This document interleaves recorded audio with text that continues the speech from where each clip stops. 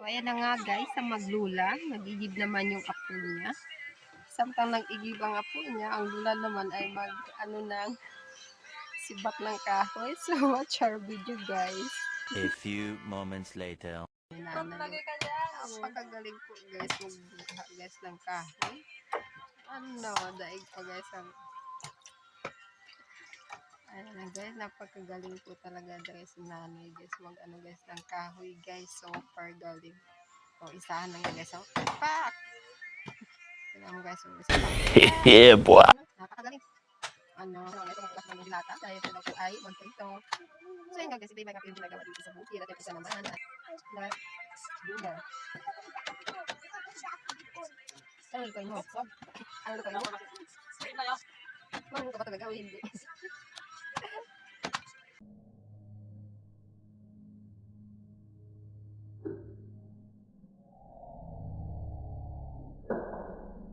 Tignan mo pa o.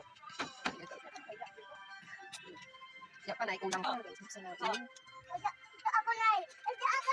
Ito ako. Dahil nakikita siya, kumukulo na hindi ko yung iyong ano. Di pa nagbiyak na siguro. So, ayun na guys, pagmasdan nyo, ayan, may mga iti. So, pupuntahan nga natin yung tinatawag nila na Saling Running Water Resort. Ito po ay siya po talaga dito ang may-ari. So, ayun na guys, napakaganda po talagang paliguan dyan guys. So, ayan, hindi masyado makikita. At titingnan nga po natin isa-isa ang bahay. Isa, dalawa, tatlo. At may tatlo nga pong bahay dito guys. So, actually, lagi po kami natutulog dito kasi maganda. So, ayan na guys, super ganda po talaga dito. So, ayan na guys, super ganda talaga ang ating tanawin pag nasa bundok po tayo. So, puntahan naman po natin ang halaman ninyong halaman. At ito na nga po guys, so ang ganda nga po ng ceiling green, marami pong bunga. So, napaganda talaga. So, fresh na fresh talaga pag ito ay tanim na. So, ayan na guys, ang mga sibuyas, lumalaki na nga, ayan. At ito naman yung bell pepper. Diba guys, so ayan na nga siya. Siyempre, at ito naman yung pichay ng buhay, napakasarap, lalo sa sinigang. At ito naman ang mga nagliliitang pinya.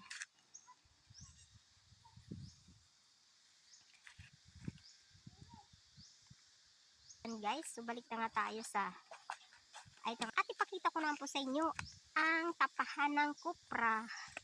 Ayan guys. So later po pupuntahan natin ang napakagandang fish pan guys. So ayan guys.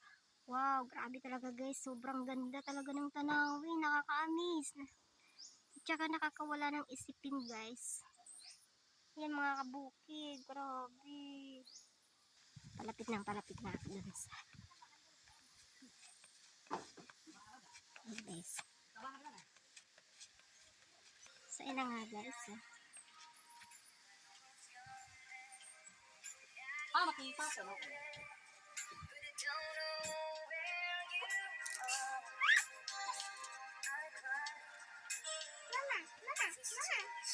Yan nga po yung isa. Hala, sige, gamit ang kanyang bibig na pagkaapoy. Guys.